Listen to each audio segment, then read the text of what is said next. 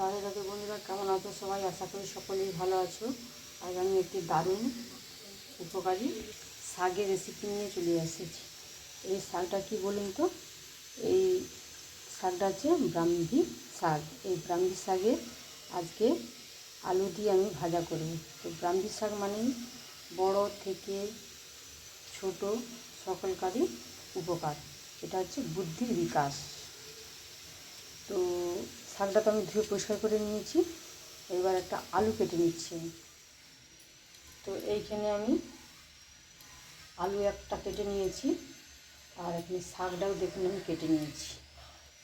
শাকটাও এরকম ছোটো ছোটো করে কুচিয়ে নিয়েছি। আর এখানে আমি 1 চামচ ঘি নিয়েছি। এই সম্পূর্ণ রান্নাটা আমি ঘি দিয়েই বানাবো। তো চলো এবার রান্নার কাছে চলে যাচ্ছি। তো এখানে গ্যাসটা জ্বালিয়ে আমি কড়াটা বসিয়ে দিয়েছিলাম। কড়ার মধ্যে আমি ঘিটা দিয়ে দিচ্ছি। কড়াটা গরম হয়ে গেছে, আমি ঘিটা দিয়ে দিলাম। জিরা, তো জিরাটা ভাজা হয়ে গেছে, আমি আলুগুলো দিয়ে দিচ্ছি।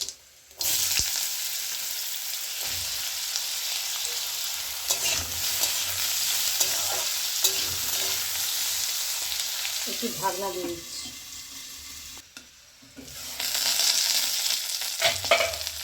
এখানে একটা কাঁচা লঙ্কা ফাটিয়ে দিয়ে দিচ্ছি।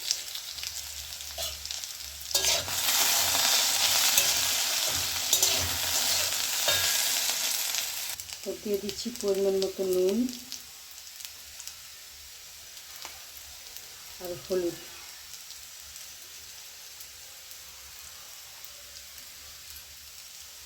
তো এইবার আমি ভালো করে নেড়ে চেড়ে দিচ্ছি। আলুটা আমার 80% সেদ্ধ হয়ে গেছে। এবার আমি শাকটা দিয়ে দিচ্ছি।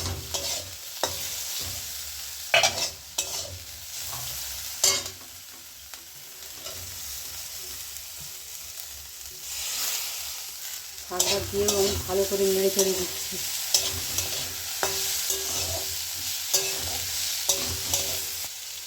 ঢাকা দিয়ে আমি কিছুক্ষণ রান্না হতে দেবো। ফিরে আসছি কিছুক্ষণ পর। ফিরে এসেছি কিছুক্ষণ পর। আমি ঢাকনাটা খুলে দেখতেছি আলুটা আমার সেদ্ধ হয়ে গেছে, শাকগুলো আমার ভাজা হয়ে গেছে।